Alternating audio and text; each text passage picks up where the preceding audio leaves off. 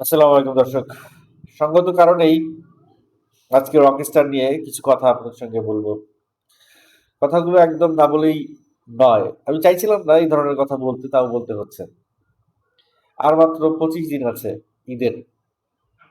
শাকিব খানের অন্যান্য ছবির মতো রকস্টারেরও প্রমোশনাল থেকে আমরা বঞ্চিত হতে চলেছি। হ্যাঁ, দিস ইজ কনফার্ম। কারণ ২৫ দিন আছে, একটা মিউজিক্যাল ফিল্ম, ৬-৭টা গান থাকবে, টিজার আছে, ট্রেইলার আছে, পোস্টার আছে, কত কিছু রিলিজ দেওয়ার বাকি। যদি এক সপ্তাহের গ্যাপে গ্যাপেও এইগুলো দেয়, তাহলে সর্বোচ্চ ৩টা রিলিজ, ৩টা টপিক আমরা পাবো। ৩ থেকে ৪টা টপিক পাবো। এত এত টপিক বাদ যাবে আসলে রিলিজের আগে। কারণ তারা একবার বলছে যে একটা অ্যানিমেশন টাইপের ফার্স্ট লুক বা টিজার তারা ছাড়বে। সেই ব্যাপারে কোনো কোনো রকম কোনো আহ, মানে কোনো হিটস এখনো পাওয়া যাচ্ছে না। পয়লা বৈশাখ গেল, ভাবলাম পয়লা বৈশাখে কিছু একটা দিবে, সেখানে দেয় নাই। কালকে পহেলা মে যাচ্ছে, একটা ছুটির দিন, কালকে দেবে, সেখানেও দেয়, দিল না, সেরকম কোনো আভাস নাই। এখন আমি জানি না রকস্টার টিম কি করছে, তারা সব প্রমোশনাল গুলোকে প্যাকেট করে নিজেদের কাছে কেন রেখে দিচ্ছে, আই ডোন্ট নো। একটা সিনেমা দর্শকের কাছে যদি পৌঁছাইতে না পারে, একটা সিনেমা মানুষের কাছে যদি পৌঁছায় নিয়ে যেতে না পারে, একটা সিনেমার গান যদি মানুষ না জানে, না শুনে, আগে থেকে না শুনে, তাহলে সিনেমার প্রতি মানুষের যে একটা আকাঙ্ক্ষা, সিনেমা দেখবার যে একটা ইন্টেনশন, সেই ইন্টেনশনটা কিভাবে তৈরি হবে? রকস্টারের ডিরেক্টরের এটাই প্রথম চলচ্চিত্র। এর আগে প্রিন্সের পরিচালক প্রথম চলচ্চিত্র করতে এসে গুবলেট করে ফেলছে, হজ বড়লা করে ফেলছে। আমি চাই না, আমি মনে করি না, আমি বিশ্বাস করতে চাই না যে রকস্টারের পরিচালকও একই কাজটা করবে।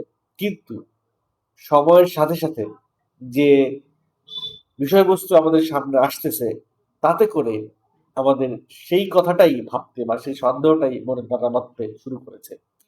এখনো পর্যন্ত রকস্টারের একটা পারফেক্ট পোস্টার তারা রিলিজ করে, পারফেক্ট পোস্টার। শাকিব খান ওই যে নিচের উপরে শুয়ে পিছনে একটা নাম লিখে একটা থাম্বনেল তারা দিয়েছে, ওই পর্যন্তই। কিন্তু এটাকে কি আমরা পারফেক্ট পোস্টার বলবো? এটা কিন্তু এআই জেনারেটেড। ওটা কিন্তু পোস্টারটা করা হচ্ছে, হ্যাঁ, এআই জেনারেটেড হোক আর যেই হোক, পোস্টার তো পোস্টারই, ঠিক আছে, মেনে নিচ্ছি। কিন্তু একটা সিনেমার পোস্টার যেভাবে হয়, যেভাবে আমরা পোস্টারকে নিয়ে, সিনেমার অন্যান্য শিল্পীকে নিয়ে পোস্টারে সেটার একটা অংশগ্রহণ নিয়ে বা নায়িকাকে নিয়ে অনেক কিছু ডিপেন্ড করে একটা পোস্টারের উপর। পোস্টার কি? পোস্টার আসলে একটা সিনেমার প্রধান চরিত্রকে কেন্দ্র করে সিনেমার গল্পের আবর্তনটা পোস্টারে ভেসে ওঠে, এবং সেই পোস্টার দেখেই মানুষের একটা আগ্রহ তৈরি হয় সিনেমাটা দেখার। এরকম বহু শিল্পী বহু দর্শক আছে যারা পোস্টার দেখে সিনেমা দেখার জন্য হলে ঢুকে। সো শাকিব খানের সিনেমার জন্য পোস্টার লাগে না, শাকিব খান আছে এটাই যথেষ্ট। কিন্তু এই ফর্মুলা আর কত বছর, আর কত বছর শাকিব খান আছে, প্রমোশন লাগবে না, এই ফর্মুলা ব্যবহার করতে হবে। সম্প্রতি রুম্মান রশিদ তার ফেসবুক স্ট্যাটাসে গত ২ দিন আগে একটা কথা লিখেছে যে রকস্টারে এমন কিছু দেখানো হবে যেই জিনিস আমরা দেখি নাই। রকস্টারে এমন কিছু থাকবে যে জিনিস দেখে সবাই মুগ্ধ হবে। রকস্টারে এমন কিছু ভালো ভালো গান আছে যে জিনিস শ্রোতাদের মুগ্ধ করবে। এইরকম ভালো ভালো অনেক কথাই রুম্মান রশিদ খান তার স্ট্যাটাসে লিখেছে। প্রিন্সের বেলাও তো এরকম অনেক কথাই অনেকে লিখেছে। কিন্তু আলটিমেটলি প্রিন্স কি দিয়েছে আমাদেরকে?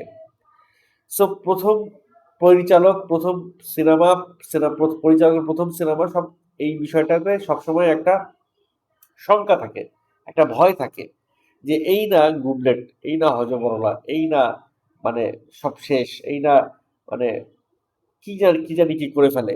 একটা মানে সন্দেহ থাকে, একটা সংশয় থাকে, এবং সেই সন্দেহ সংশয়টাকে ওভারকাম করেই পরিচালককে তার কাজের প্রমাণ দিতে হয়। আজমল শো হয়তো সেই পরিসরে, সেই করিডরে হেঁটে চলেছে। আজমল শো হয়তো সবকিছু পারফেক্ট করে তারপরে সবার সামনে আসতে চাইছেন। ঠিক আছে, আসেন। কিন্তু এই যে সময়ের যে কথাটা বলছি, আগামী ২৬ তারিখে কোরবানির ঈদ আর আছে কয়দিন? ২৫ দিন। ২৫ দিন আগে কি দর্শকদের একটা অধিকার নাই সিনেমা সম্পর্কে একটা ইনফরমেশন, একটা গানের ২-৪টা লাইন শোনা, সিনেমার সম্পর্কে, সিনেমার প্রমোশনালটা দেখা, সিনেমার প্রমোশনে নিজেদেরকে ইনভলভ করা, এটা কি দর্শকদের বা সাকিবিয়ানদের অধিকার না? এই অধিকার থেকে সাকিব খানদেরকে কেন পরিচালক বঞ্চিত করছে? আসলে কি তার কাছে প্রমোশনাল ম্যাটেরিয়াল তৈরি নাই? হ্যাঁ, তার কাছে কোনো প্রমোশনাল ম্যাটেরিয়াল এখনো পারফেক্টলি রেডি না। যদি রেডি থাকতো তাহলে সে প্রমোশনাল ম্যাটেরিয়াল ছেড়ে দিত। এখন তো কি ইস্যু দিবে যে প্রমোশনাল দিচ্ছে না? চট্টগ্রামে বন্যা হয়েছে সেই ইস্যুর কারণে? আচ্ছা ঠিক আছে, আগামীতে কয়েকদিন বৃষ্টি হবে, এখন চট্টগ্রামে বন্যা হয়েছে, তারপর নোয়াখালীতে হবে, তারপরে তাহলে বন্যার ইস্যু ধরে কি সিনেমা রিলিজটা বন্ধ রাখবে? সিনেমা তো ঠিকই তারা রিলিজ করবে। তাহলে বন্যার ইস্যুতে বা প্রাকৃতিক দুর্যোগের ইস্যুতে প্রমোশনাল কেন তারা বর্জন করবে? বা প্রমোশনাল থেকে কেন তারা বিরত থাকবে? প্রমোশনাল থেকে বিরত থাকার কোনো রিজন নাই, একটাই রিজন তাদের হাতে প্রমোশন রেডি না। শুরুতে ভেবেছিলাম যে আজমান মিশর যেহেতু বিজ্ঞাপন করে অভ্যাস আছে, হ্যাঁ, সে সবকিছু গুছিয়ে সবকিছু ঠিকঠাক মতো করবে। এখানে আসলে ভুল ভেবে বসে আছি বোধহয়। আজমান মিশর বিজ্ঞাপন করে অভিজ্ঞতা ঠিকই আছে, কিন্তু সিনেমা বানিয়ে তার অভিজ্ঞতা নাই। একটা সিনেমায় প্রি প্রোডাকশন যেমন থাকে, একটা বিজ্ঞাপনেও প্রি প্রোডাকশন থাকে, কিন্তু একটা সিনেমায় যেরকম প্রমোশনাল থাকে, বিজ্ঞাপনে কিন্তু প্রমোশনাল করতে হয় না ডিরেক্টরকে। ডিরেক্টরকে বিজ্ঞাপনের প্রমোশনাল করতে হয় না। ঠিক সেই অভ্যাসটাই যদি আজমান মিশর আয়ত্ত করে থাকে বা তার ওই অভ্যাসে সে যদি অভ্যস্ত হয়ে থাকে, তাহলে সবচেয়ে বড় ভুলটা আবারও করতে চলেছে রকস্টার। প্রমোশনালটা যদি ঠিকঠাক মতো না হয়, প্রমোশনালটা যদি মানুষের দ্বারে দ্বারে পৌঁছাইতে না পারে, সিনেমাটার কথা সবার কাছে, সিনেমাটা কেমন, সিনেমাটা কতটা ভালো হবে, এই সমস্ত কিছু যদি মানুষের কাছে যদি পৌঁছাইতে না পারে, তাহলে সিনেমার জন্য মানুষের একটা উৎসাহ, সিনেমাকে নিয়ে একটা উৎসব করার যে একটা প্রিপারেশন, সেটা করতে করবে। হুট টুপ করে সিনেমাটা পড়বে, আর টুপ করে ঈদের ৩ দিন সিনেমা মানুষ দেখতে যাবে, ওই মুখে মুখে রটে যাবে। ওই যে একটা গান ছিল, সম্ভবত কুমার শানুর, মুখে মুখে রটে যাবে আমাদের প্রেম কাহিনী। এই টোনের, এই ধরনের একটা গান ছিল। যাই হোক, গানটা কিন্তু রোমান্টিক ছিল আর সিনেমাটাও রোমান্টিক রকস্টার। কিন্তু পরিচালক বা প্রডিউসার টিম কি মনে করছে রকস্টার আসলে মুখে মুখে রটে যাবে, তার প্রমোশন লাগবে না? আসলে প্রমোশনের জন্য আলাদা একটা বাজেট লাগে। সেই বাজেটটা থেকে তারা পালাইতে চাচ্ছে কিনা আমি জানি না। যেহেতু একটা টেলিভিশন চ্যানেলের আহ, মালিক বা বিজ্ঞা আহ, বিপণন সংস্থা এই সিনেমার পেছনে জড়িত, তারা কিন্তু অনেক কিছু হিসাব নিকেশ করে তারা অনেক কিছু জাজ করে, তারা খরচটা করতে চায় কম। একজন বিজ্ঞাপন সংস্থার কর্মী আর একজন প্রফেশনাল প্রোডাকশন হাউসের কর্মী, সিনেমার প্রোডাকশন হাউসের কর্মী কখনোই এক ধরনের ডিসিশন নিতে পারে না। তারা টেলিভিশন চালায়, টেলিভিশন আর সিনেমা এক জিনিস না ভাই। টেলিভিশনে ফ্রি দেখে মানুষ, আর সিনেমা দেখে টাকা খরচ করে। সো এই জায়গাতে যদি আপনাদের চিন্তা ভাবনাটা পরিবর্তন করতে না পারেন, তাহলে ওই যে খসরু সাহেবের মতো বলতে হবে যে ৩.৫ কোটি টাকা দিয়ে সিনেমা বানাইলাম, ২ কোটি টাকাও ঘরে তুলতে পারলাম না।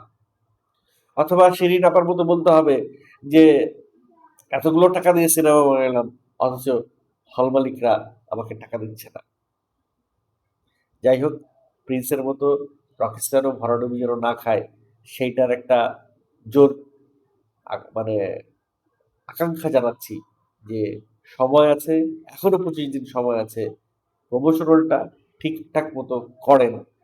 মানুষ যদি জানতেই না পারে এই সিনেমায় কি কি আছে, মানুষ ওই যে মুখে মুখে কি রটাবে, মুখে মুখে কি রটাইয়া প্রমোশনালটা করবে, সেটা আমি বুঝতে পারছি না। আমি বারংবার এর আগেও বারংবার যেই সিনেমার মানে কার্যক্রম ঠিকঠাক মতো হচ্ছে না বা হয় না, সেই সিনেমা নিয়ে আমি বারংবার কন্টেন্ট বানাই। এতে করে অনেকে আমার বিরুদ্ধে ক্ষেপে যায় যে এত আগে বলার কি আছে, কিন্তু ফাইনালি গিয়ে রেজাল্ট কি দাঁড়ায়? হ্যাঁ, আমি যেটা বলি সেটাই গিয়ে দাঁড়ায়। প্রমোশনটা তারা ঠিক মতো করতে পারে না। যতবারই বলতেছি, যেই কটা সিনেমা নিয়ে বলতেছি প্রমোশনের কথা, সেই কটা সিনেমাই প্রমোশনে ব্যর্থ হচ্ছে। একটা ঠিকঠাক প্রমোশনাল টিম দরকার আমাদের দেশে। ভাই একটা সিনেমা বাংলাদেশে এমন অনেক প্রোডাক্ট আছে। আচ্ছা, আপনার ইউনিলিভারের কথাই আসি ধরেন। এই উদাহরণটাই আমার বারবার টেনতে ভাল লাগে, সুবিধা হয়। যে ইউনিলিভার এত বড় একটা কোম্পানি, লাক্স এত ভালো একটা সাবান, তারপরেও লাক্সের বিজ্ঞাপন কেন আপনারা টেলিভিশনে দেখেন? লাক্সের কেন বিজ্ঞাপন করতে হয়?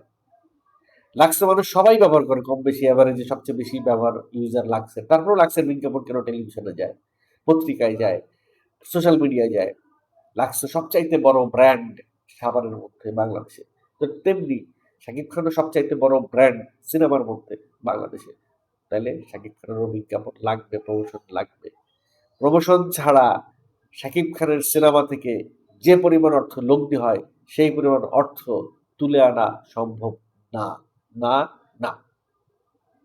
কথাটা মিলায় দেখেন।